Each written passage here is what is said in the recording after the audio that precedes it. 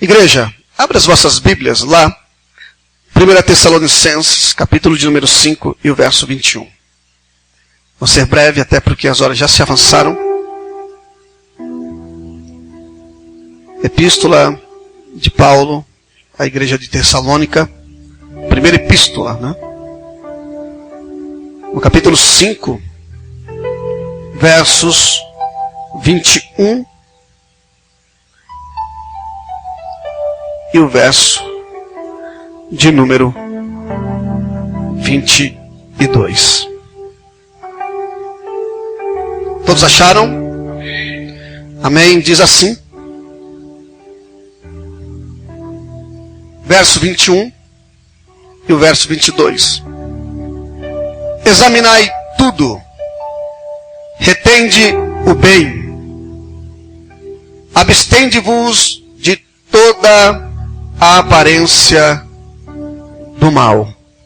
Repetindo, examinai tudo, retende o bem, abstende-vos de toda a aparência do mal. Verso 23, para completar. E o mesmo Deus de paz vos santifique em tudo, e todo o vosso espírito, alma e corpo sejam plenamente conservados, irrepreensíveis para a vinda de nosso Senhor Jesus Cristo. Glória a Deus. Feche teus olhos, Pai. Te louvamos, Deus, nesta noite por esta palavra que lemos, Senhor. Te pedimos sabedoria e graça, entendimento, para que teu nome, Senhor, seja glorificado através das nossas vidas.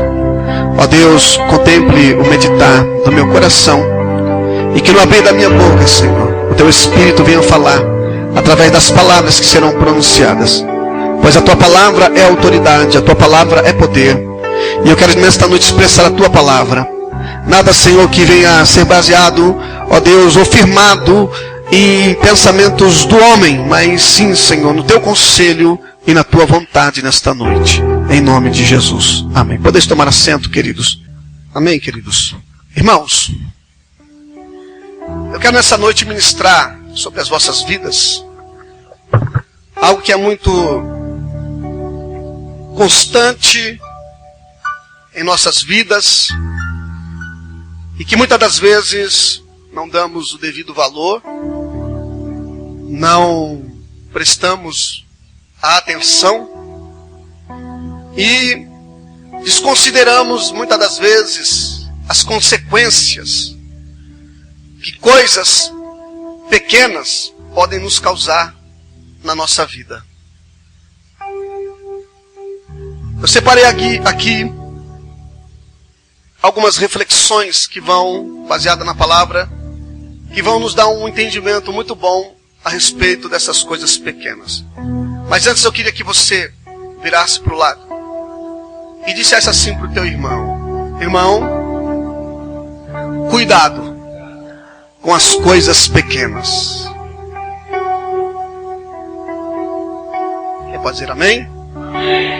Glória a Deus. A gente sabe, irmãos, que principalmente as mulheres,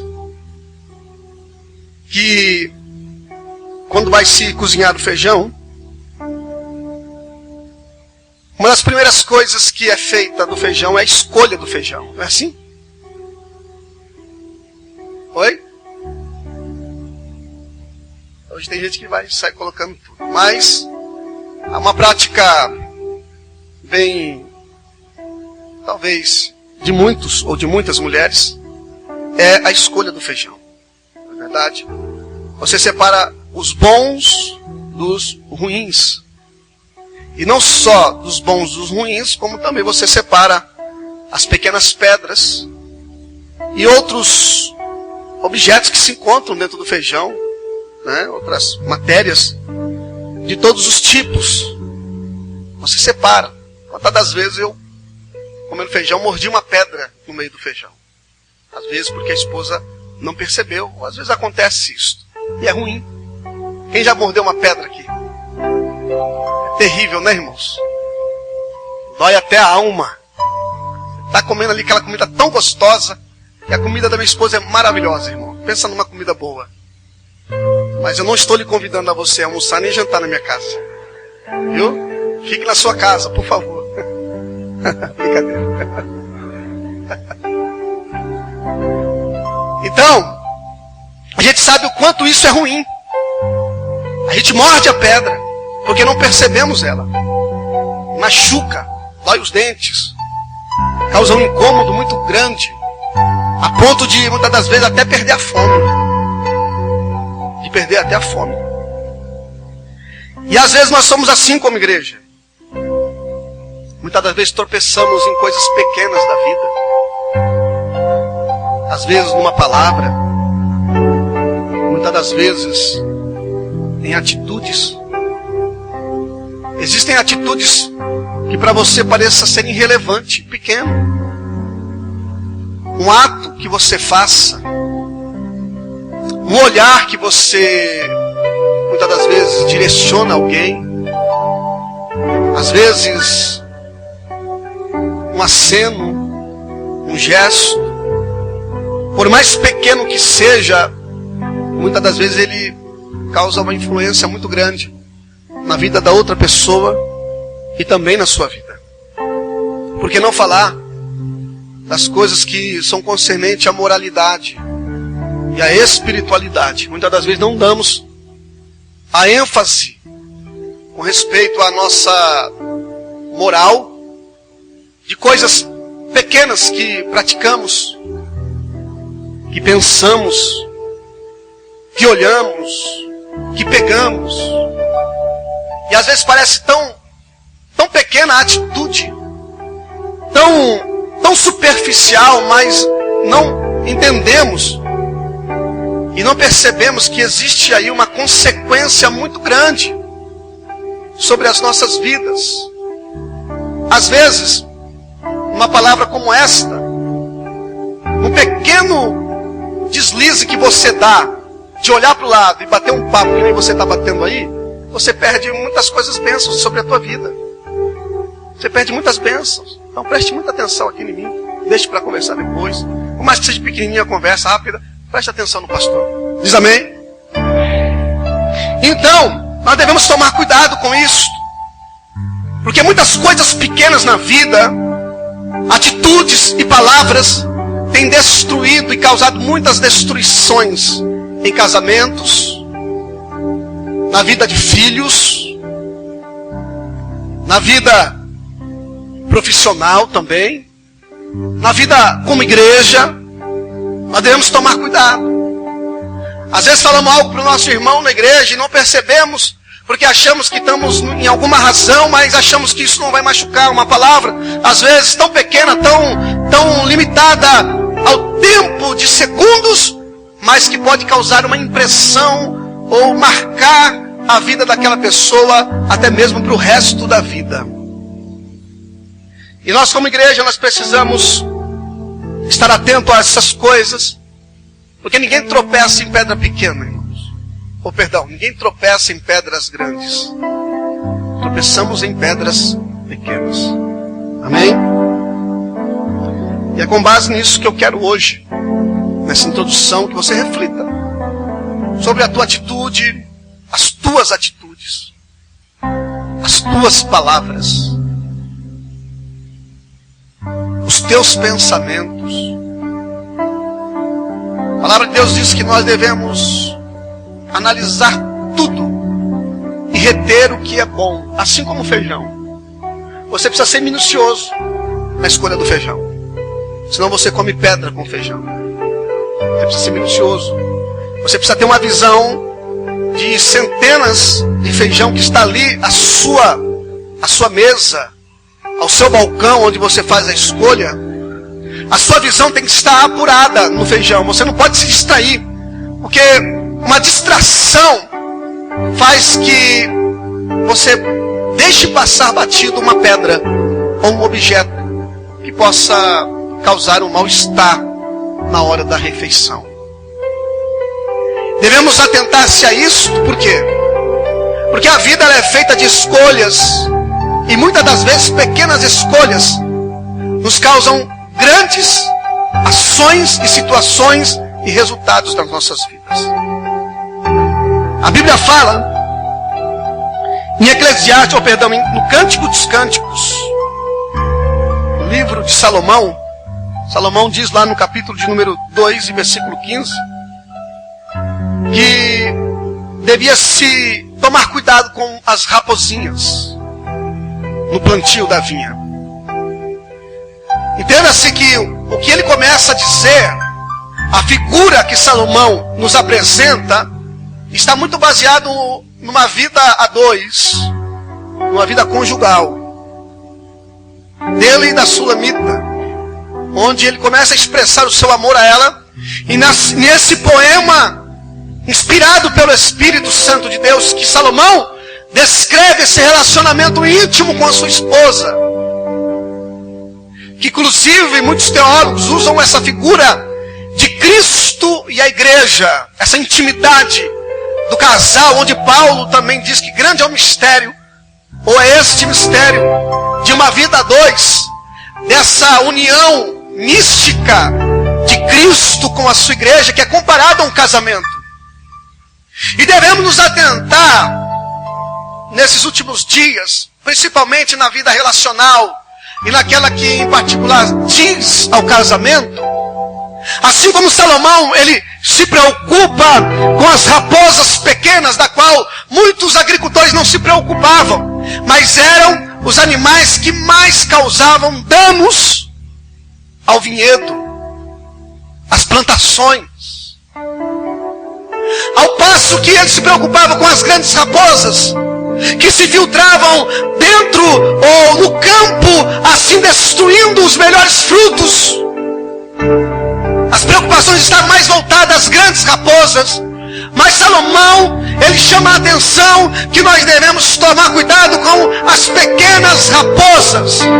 E não só isso ligado à vida relacional, da vida conjugal, do casamento, mas também à vida espiritual, moral e ética da vida.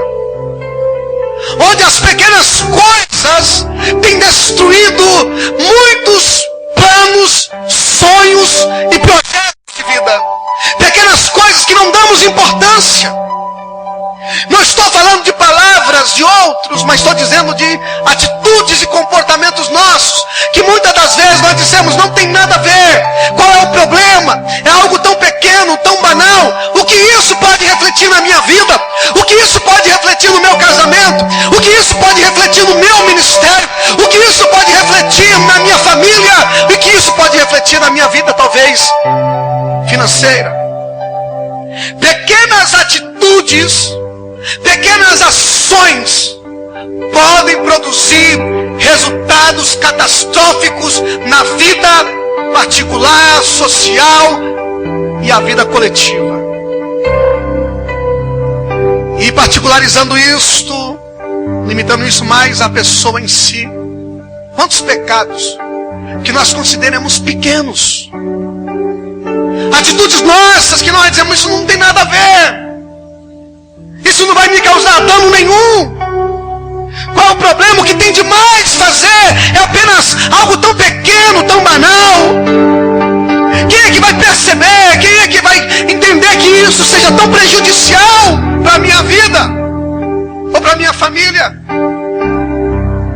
Eu não preciso entrar em detalhes daquilo que são as raposinhas dentro do seu relacionamento, dentro da sua vida financeira, em qualquer área da sua vida, que você possa ir pensar nesse momento e refletir o que esteja causando, talvez para você seja uma atitude pequena, mas que isso está sendo tão prejudicial que você não está vendo o resultado que isso vai dar. São os bichinhos pequenos, as atitudes pequenas.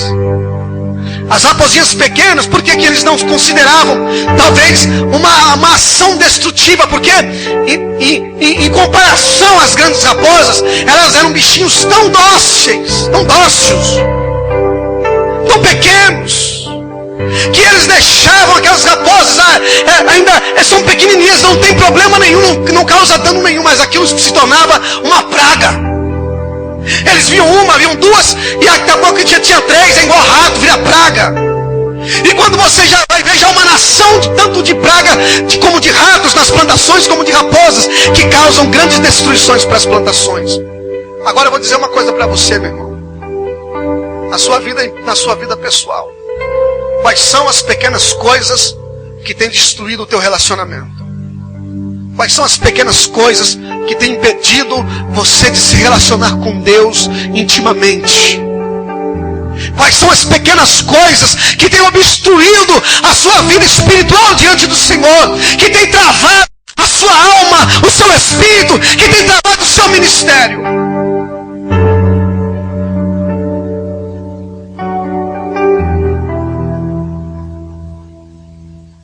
Amém?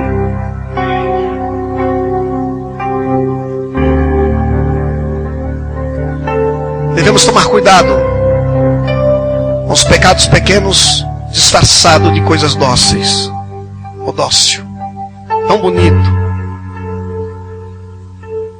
parece tão inofensivo, não vai me causar dano nenhum, problema nenhum, mas que de mal tem isso? Mais uma vez eu quero que você diga para o teu irmão: tome cuidado com as coisas pequenas. Eclesiastes, capítulo 10, versículo 1. Preste muita atenção.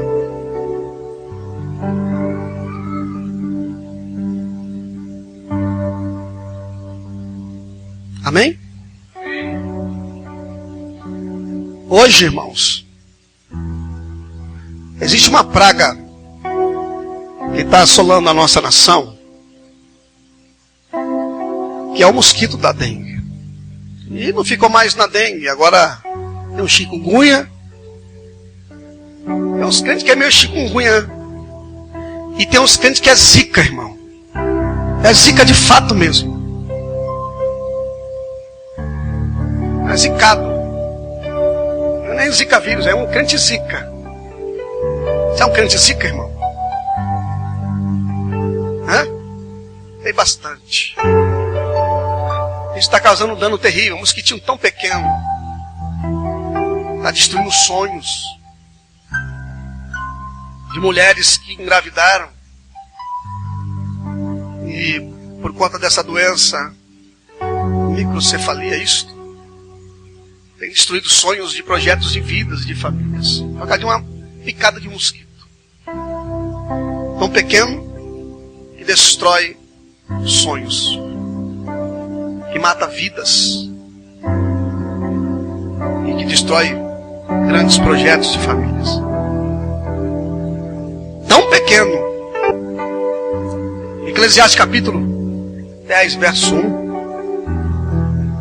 Qual a mosca morta faz um unguento do perfume exalar mau cheiro, assim é para a sabedoria e a honra um pouco de estultícia. A ilustração, interessante, irmãos, do vaso de unguento. Tem um texto na Bíblia que fala que uma mulher, ela foi até Jesus com esse vaso, um vaso de unguento caríssimo, e ungiu Jesus com este vaso, a ponto de esse perfume tomar, o cheiro desse perfume tomar conta de todo o ambiente. Uma pessoa bem perfumada, onde ela chega, o cheiro dela toma conta do ambiente. É agradável. É agradável. Bom perfume faz bem, né? Quem diga as mulheres em relação aos homens, e os homens em relação às mulheres. Será que teu esposo está cheiroso para você, irmão? Hã? Tua esposa está cheirosa para você, irmão? Hã? Não é bom? Quando é assim ou não? Hã? Você sentiu o cheiro da esposa perfumada? Assim a igreja também. A igreja, ela exala o bom perfume de Cristo. Ela exala o bom perfume de Cristo. Então, mediante essas questões de nós exalarmos o bom perfume de Cristo, tem muito a ver com o testemunho que nós damos a respeito dele em nossas vidas. E a mulher quebrou o vaso de unguento, o perfume se exalou. Só que aqui o Eclesiastes ele fala a respeito de uma pequena mosca que, se o unguento está exposto e ela cair e morrer lá, aquele unguento se torna em um terrível mau cheiro. Ela estraga todo o unguento. Caríssimo, uma pequena mosca, ela estraga todo o unguento. Isso tem muito a ver com o nosso testemunho, meu irmão. As suas atitudes no seu trabalho. Alguém um dia foi ser contratado para uma grande empresa. E essa pessoa a ser entrevistada, o entrevistador, o diretor da empresa, ao perguntar a religião da pessoa, a pessoa disse: olha, eu sou cristã, evangélica, desde criança, sou cumpridora de todos os mandamentos. Parecia um jovem rico. Aí o rapaz, ou o diretor da empresa, disse: mas aqui nós não aceitamos pessoas muito honestas, porque às vezes é preciso falar uma mentirinha, que a gente precisamos vender. Nós precisamos fazer com que nós vendamos todo o nosso material, mas e muitas vezes tem que mentir para o cliente. Às vezes uma pequena mentirinha, não é tão grande. E você é crente, você não serve, não dá. Essa pessoa pensou bem, pegou seu currículo, saiu da sala. Deu meia hora depois ele volta. E ele diz assim: ó, não há problema. Eu estou disposto, por conta da minha necessidade, passar por cima dessas coisas, porque eu acho que Deus não vai ligar para isso. São coisas pequenas, não precisa ser mentira grande, não precisa fazer nada de errado, é só mentirinha. Não é só mentirinha pequena, não tem problema. Então eu aceito o carro, eu faço essa mentira, eu vou ceder ao desejo da empresa. Aí o diretor falou assim: olha, eu ia lhe contratar, eu ia ligar para você depois, porque você saiu da sala dizendo que não aceitaria, mas eu agora de fato não irei contratar você, porque eu provei você, eu queria saber quem você era. E você, por coisas tão pequenas, você está se vendendo. Teu testemunho não é válido, então você não serve para esta empresa. Aquela pessoa saiu dali envergonhada, porque se vendeu a sua conduta, a sua moral, apenas por conta de uma posição numa empresa. Será que nós temos sido assim, irmãos? Será que nós temos negado a Jesus por pequenas atitudes? Por pequenas ações? Os que tem muito a ver com aquilo que é praga também. Até porque no Egito, quando Deus mandou uma das pragas, eram moscas. E essas moscas, elas não entraram nas casas daqueles que serviam a Deus. Deus fazia a diferença entre o justo e o ímpio, entre aqueles que eram judeus, hebreus, e daqueles que eram egípcios. As moscas entraram na casa dos egípcios, mas não entraram na casa dos hebreus, porque Deus fez a diferença na vida deles. Será que as pequenas moscas estão na sua vida, meu irmão? Será que essas pequenas moscas que têm deteriorado o seu bom testemunho, que tem feito você exalar o mau cheiro no seu trabalho, na sua casa, na sua família, no meio dos seus amigos, será que essas pequenas moscas, elas têm adentrado a sua vida?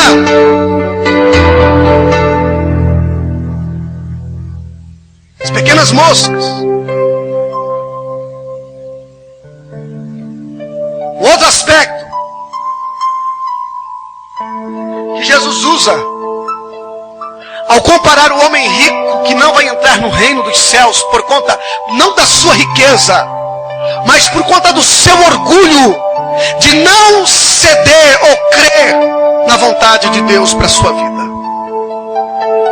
Jesus disse aos discípulos quando um rico não quis segui-lo por conta das suas riquezas. Jesus disse assim, que é muito mais fácil um camelo passar por um buraco de uma agulha do que um rico entrar no reino dos céus.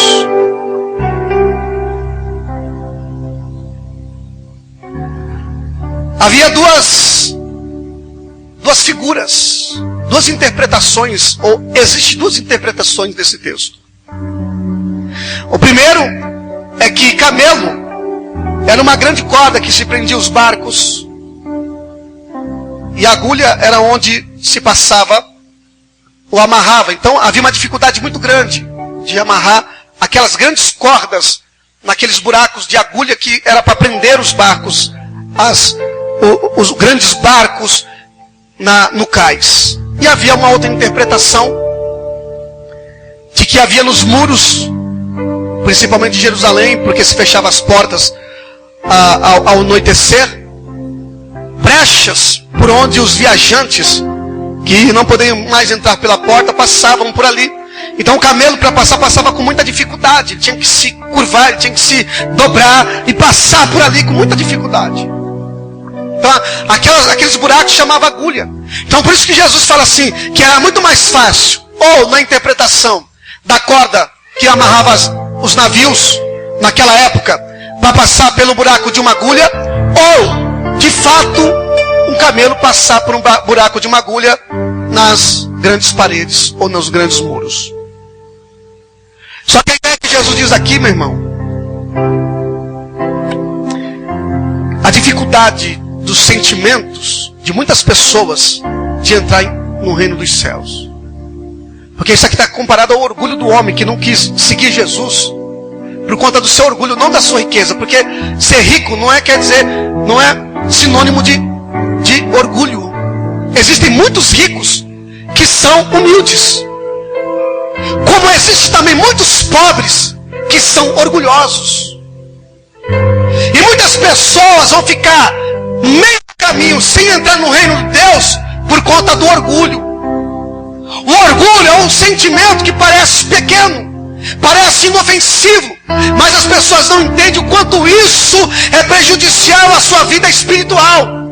Eu tenho visto nesses últimos dias muitas pessoas com dificuldade de perdoar. Eu tenho visto nesses últimos dias na igreja pessoas com dificuldade de pedir perdão.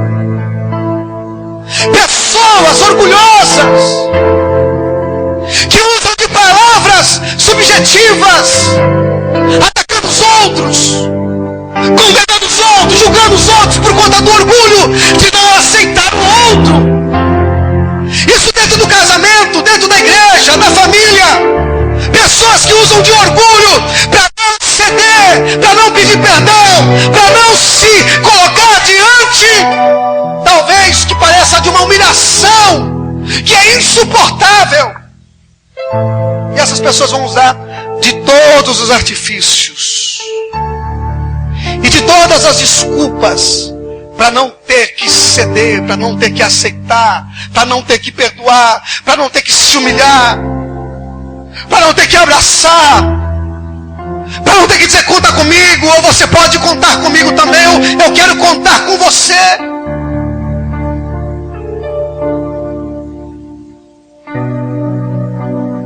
Será que você tem sido orgulhoso, irmão? Será que o orgulho é um sentimento que parece pequeno? E muitas pessoas dizem, meu orgulho é santo. Não existe orgulho santo. Orgulho é pecado, meu irmão. E é o primeiro pecado que gerou no coração de Satanás. Uma das coisas que o diabo ele consegue hoje com muita facilidade e se filtrar no coração de muita gente é colocando primeiramente o orgulho. Uzias caiu do seu trono, foi subjugado a uma doença de lepra e separado do seu trono por conta do orgulho. O orgulho é uma doença na alma, produzida pelo pecado do orgulho, e as pessoas não veem que vão ficando leprosas espiritualmente, vão deixando seus pedaços pelo meio do caminho. É uma orelha que fica lá, um pedaço do pé que fica ali, é um pedaço da cabeça que fica ali, porque a lepra ela vai destruindo devagarzinho, e tem muito a ver com orgulho.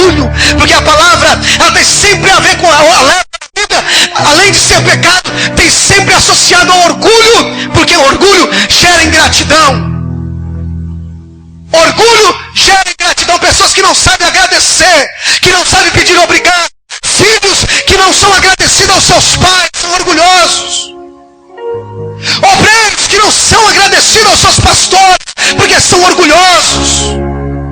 Irmãos, amigos de igreja, que não sabem agradecer ao outro irmão porque são orgulhosos. Jesus curou 10 leprosos. Aí volta um e se dobra diante dele e fala: Senhor, eu te louvo, te agradeço. E Jesus disse assim: não foram 10 leprosos que foram curados? Ele sim, só voltou um. Por quê? Porque aquele único ainda era samaritano, não era judeu. Sabe por quê, irmão? Orgulho. O judeu tinha disso, era muito orgulhoso, não sabia reconhecer ao benefício que recebia. Então nós precisamos aprender isso, queridos. Orgulho, ele resulta em ingratidão. Será que você tem sido orgulhoso e ingrato? Pense nisso, meu irmão. Um outro problema pequeno, já vou encerrar, são as fagulhas que a Bíblia diz. Quem sabe o que é uma fagulha aqui, irmão? O que é uma fagulha? É um pequeno fogo, né? Uma fagulha, quando você, o isqueiro, acende fagulha para poder acender o gás, não é isso? É uma fagulha, não é isso? Sim ou não? Eu vou dizer para você o que é uma fagulha na Bíblia, meu irmão. Preste atenção o que é uma fagulha na Bíblia. O apóstolo Tiago diz lá: assim também a língua é um pequeno órgão. É o que a língua é o quê? É um grande? É o quê? Então tome cuidado com a língua.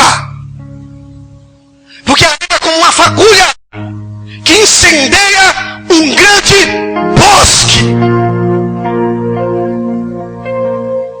Pequeno órgão que se gaba de grandes coisas. Vede como uma fagulha põe brasas tão grandes numa selva, Tiago. Então pessoas que têm línguas ferinas, línguas como fagulhas, que acende um fogo grande em meio a relacionamentos e famílias, e igrejas, línguas destruidoras. É pequeno membro, mas causa grandes desastres. Então olha para ele e diz assim: meu irmão, guarda a tua língua na sua boca, que é a melhor coisa. A língua é ferina, irmãos. Quantas vidas e famílias destruídas por causa da língua, do disse-me-disse, das mentiras, do fala-fala, das murmurações. Até para falar a verdade você tem que tomar cuidado, irmão. Porque até mesmo verdades são faladas quando você está com raiva.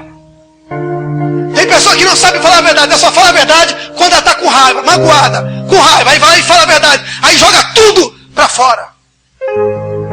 E outro ponto, outro polo de pessoas que falam a verdade é quando estão brincando, estão sorrindo, estão falando gracinha, aí na gracinha falam verdades. Verdade tem que ser falada em amor. Se você quer ser verdadeiro, fale a verdade em amor. Se você quer ser sincero, seja sincero em amor. Se você quer defender a verdade, defenda a verdade em amor. Não prejudique com as suas verdades vidas, famílias, igrejas.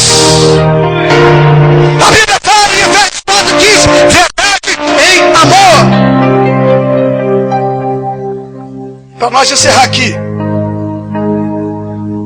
existe uma coisa que é pior do que as outras, que eu acabei de falar aqui. Cisco. Repita comigo: cisco.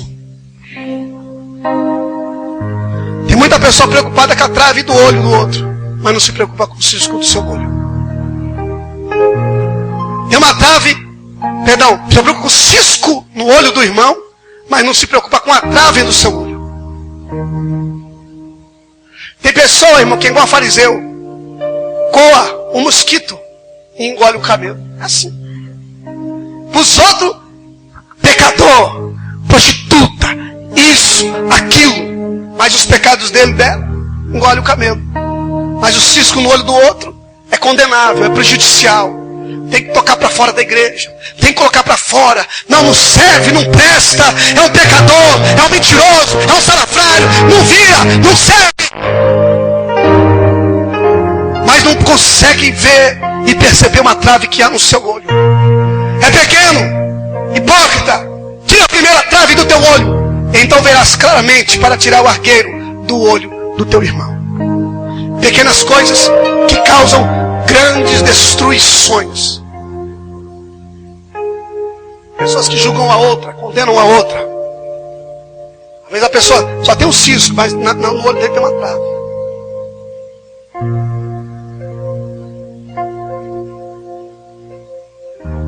Diz amém. É fácil ver o erro na família dos outros. É muito fácil ver o erro na vida do A e do B. Mas ver os próprios erros é difícil, irmão. Nós vivemos hoje uma sociedade hipócrita. Sabe o que é hipócrita? A palavra hipócrita, ela vem do grego, dos atores que encenavam nos grandes teatros. Hipócritas, atores, pessoas que são grandes atores, irmão. Tem crente que é ator, irmão, só falta ganhar o Oscar. Ele merece ganhar o Oscar de tão bom que ele consegue interpretar o papel dele. É uma miséria. Diz que é uma coisa, mas é outra. Vai para o culto, vai para a igreja, põe uma máscara. Vai na casa da vizinha, põe outra máscara. Vai na rua, põe uma máscara. Cada dia uma máscara diferente. Hipócrita. Os hipócritas usavam máscara, eram os atores.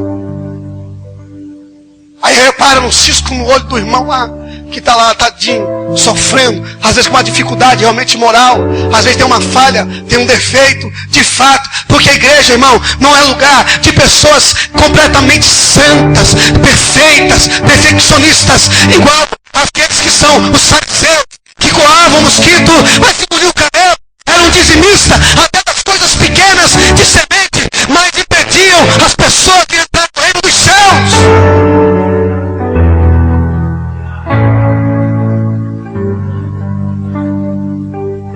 Diga assim, irmão, tome cuidado com as coisas pequenas. A palavra de Deus não desprezeis os dias.